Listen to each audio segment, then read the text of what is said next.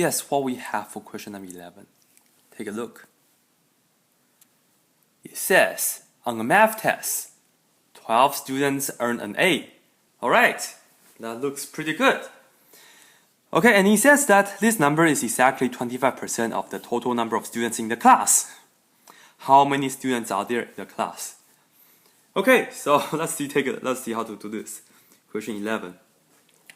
Pay attention to the key words, and then let's just read the questions as many times as we need, and then just extract the key information. Right here, it says 25%. Of course, that would be definitely one of the key parts. 25% of the total number of students. What did they do? They earn an A. They earn an A. And then we're trying to figure out what's the total number of students. How many students are there in the class? Okay? So let's see what can we do right here. First of all, we know we are going to do some calculations. Whenever you are going to do the calculations with percentage, you should always change this to a decimal. Alright? So we have 25. Notice 25 is a whole number. So originally, you have a 25 with a decimal point after the 5. 25%, 25 was a whole number. So you have a decimal point after the 5.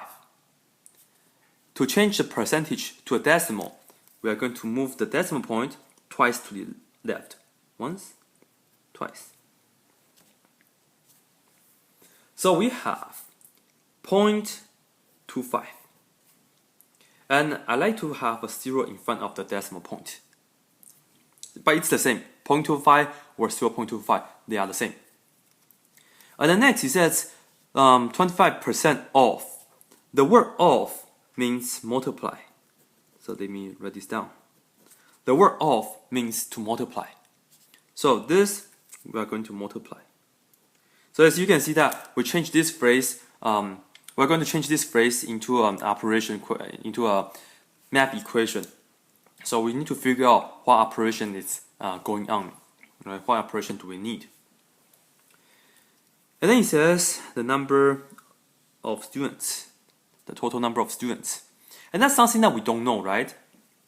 So I can use a variable, let's say n, for number of students. An A. So it says they earn an A, right? And how many people earn? How many people got an A? So you can just refer back to the question. There were 12 students got an A on the test. So if you do 0.25 times the total number of students, you will get 12. So that's the equation. And usually we can just write this as 0.25 n is equal to 12. You don't need to put a baby x to represent multiplication. If you have a number and a variable, this implies that we are multiplying. And then I like to write a small x, like a baby x, to emphasize that we are doing multiplication. But we will be writing like this more often later on. Okay, so 0.25 n is equal to 12. 0.25 times some number is equal to 12. To figure out what this number is, we are going to divide both sides by 0.25. And we are going to write it as a fraction. We divide by 0.25 on both sides. So this will cancel out. So we are doing the opposite operation. We had a multiplication earlier, so we are dividing right here to solve for n. So now, I just need to do 12 divided by 0.25. So let me put this in quotation mark. This means 12 divided by 0.25. And that will be the n. So to do this, on the test, they are not going to allow you to use a calculator for the most part, especially questions like arithmetics. They want to see that you actually know how to do some like the basic algorithms to figure things out like this. So let me just work out the long calculations. long division. We have 12 divided by 0.25. 12 is the first number. You put that inside of the long division symbol. And then we have 0.25. That's the second number. Put that outside. 0.25. Okay, so how can we deal with this? How can we divide? First, we need to make sure that this is a whole number. But it's not.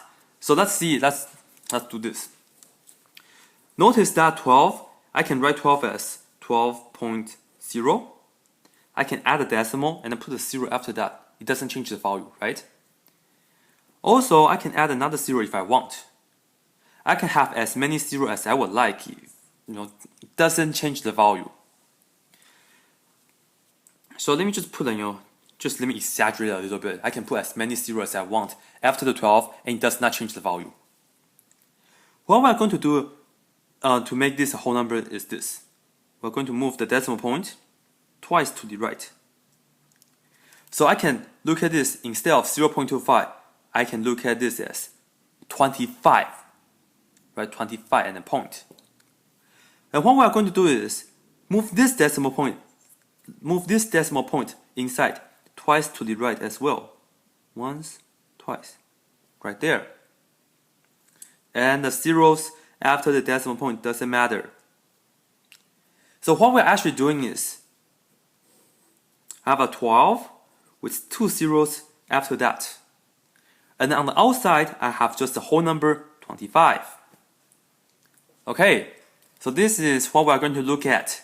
And we're just going to do the divide. Since 25 has 2 digits, let's compare the first 2 digits of the inside number. 25 doesn't go into 12, so I'm going to look at 3 digits instead. 25 goes into 120 4 times. Okay, it's only 4 times. Because 4 times 25 is 100. And when you subtract 120 minus 100 equals 20.